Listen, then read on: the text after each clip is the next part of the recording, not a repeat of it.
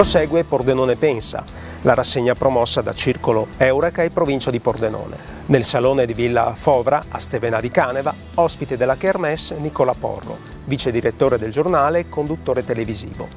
Porro ha parlato a ruota libera di sé, dei rischi che corre chi fa il mestiere del giornalista, svelando anche la sua natura ai più sconosciuta di imprenditore agricolo nella sua Puglia e naturalmente di attualità, con occhio critico ma sempre con quell'acume e quell'ironia che lo contraddistinguono, analizzando con competenza gli intrecci tra politica, economia e finanza.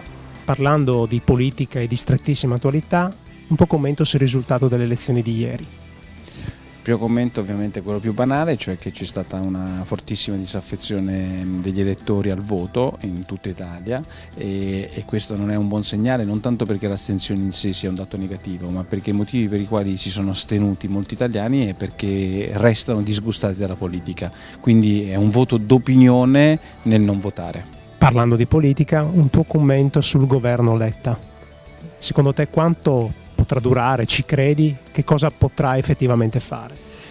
Potrebbe chiedermi quali sono i numeri da giocare all'Enalotto, sarebbe più semplice la mia risposta, non lo so quanto possa durare, è veramente un perno all'otto. Ci sono delle urgenze che può affrontare e che può risolvere?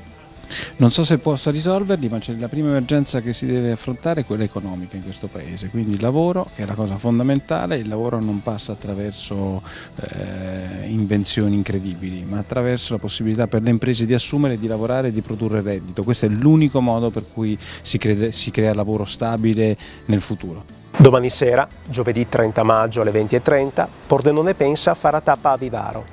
Nella sala convegni del ristorante Gelindo dei Magredi, protagonista di una serata all'insegna dell'avventura, sarà Stenio Solinas. L'ingresso agli incontri di Pordenone Pensa è libero. Programma completo su www.pordenonepensa.it.